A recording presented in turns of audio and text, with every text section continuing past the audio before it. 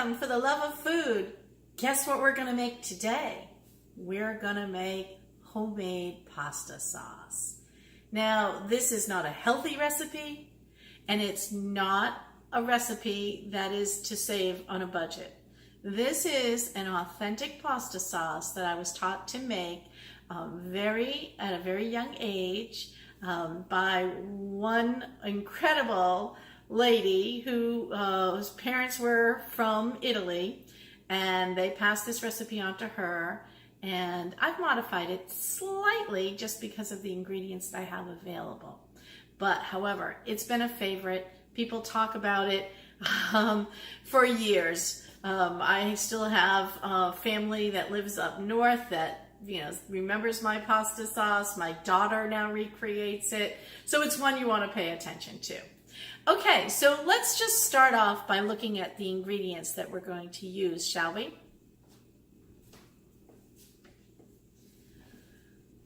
We're going to start with these basic meats. I want you to take a look at them. I have a hot Italian sausage here. I have pepperoni, and I have, in the north, we call this salt pork. If you live in the south, it's called salted stricoline. Stricoline is how they pronounce it. And I guess it's because it has that streak of lean meat in it, but the rest of it is all fat. Now, we're not going to use the whole thing. We're just going to use it to start as our base. All right, so that's the meat. Important, 1 large onion. We're going to cut this up. Of course, our tomatoes. Now, it's summer here in the south, so tomatoes are abundant. If you want, you can certainly save money by growing your own tomatoes or going to the farmer's market and buying a bunch of tomatoes and then just reducing them down. The tomatoes that work best are called Roma tomatoes.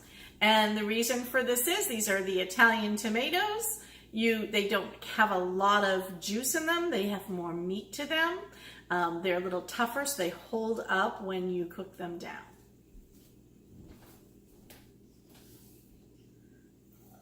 Of course, we're going to be adding garlic.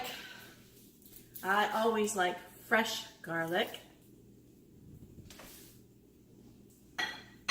Tomato paste, and I just buy this in the can, very inexpensive in the can. Olive oil, of course. Good Italian cheese, Parmigiano Reggiano preferred. If you can't find that, any kind of good hard Italian cheese will do. And what about spice? Of course, we're going to need a little salt, and I like to use a nice pink Himalayan sea salt. And we're going to use black pepper, bay leaf, onion powder,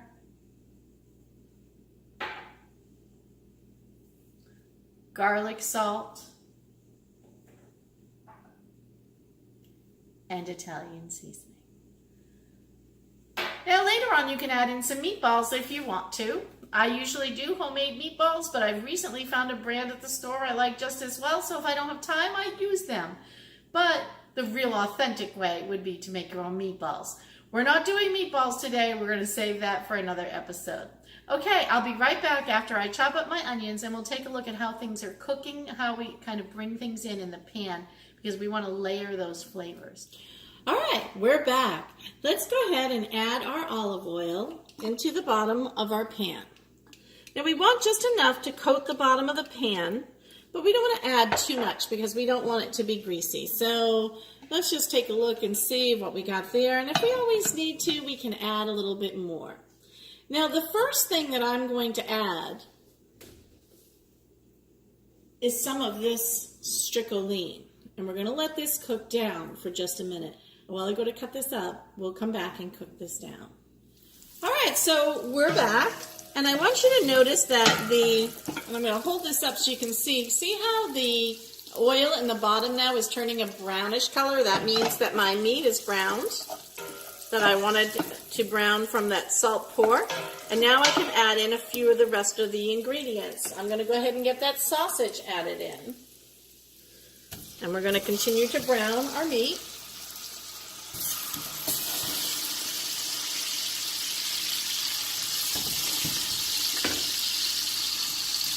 Let that cook up.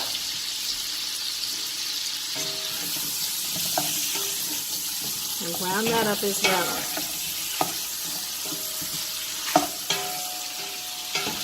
And this is what you call layering flavor.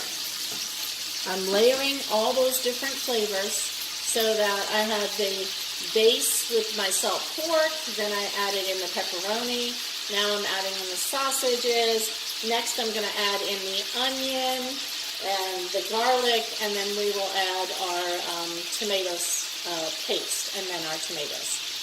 Then we'll start to put in our spices and cheeses and so forth as we get ready to start cooking it in a different way. So for right now, while that sausage browns, I'll be back. Alright, so we're back, and I just wanted to let you take a look and see how nicely this is coming along. Our sausages are starting to brown. So what I'm going to do now is I'm going to go ahead and I'm going to add in the onions. Let's go ahead and put those right in that pan.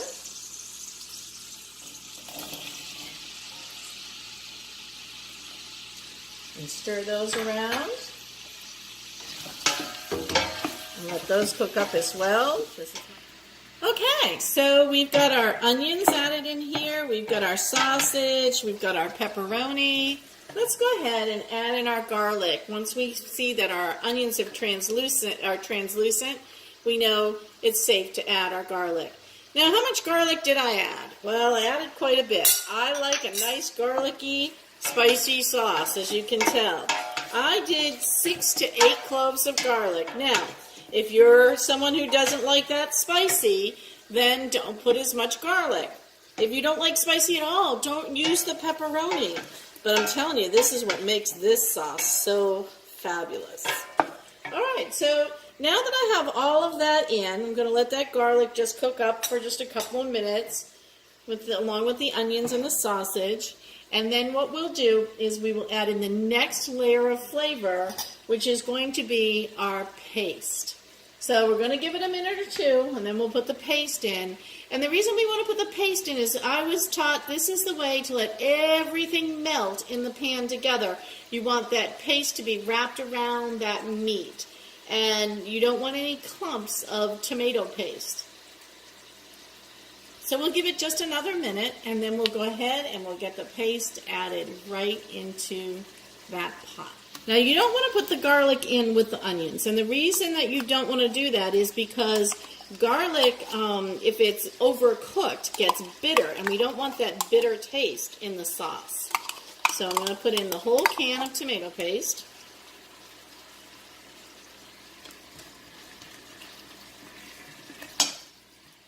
All right, and we're going to stir with our trusty little wooden spoon. So we see that all that tomato paste has coated the meat and that it's melting nicely and not sticking to the bottom. Now, the other thing I'd like to tell you to do is make sure you're using a pan that has a nice heavy bottom on it. Because if your pan is it doesn't have a nice even heat distribution, what can happen is, like using a flimsy bottom pan, pieces of it can get stuck where the pan is heating up the most. So using good cookware is important, especially if you're going to spend the money to make a really nice sauce like this, right? Because I've put in a lot of, nice meats and things like that. Make sure that's evenly melted and wrapped around where I want it to be wrapped around, all around that meat. All the tomatoes already broken down into a sauce. So we're just going to go ahead and add those in.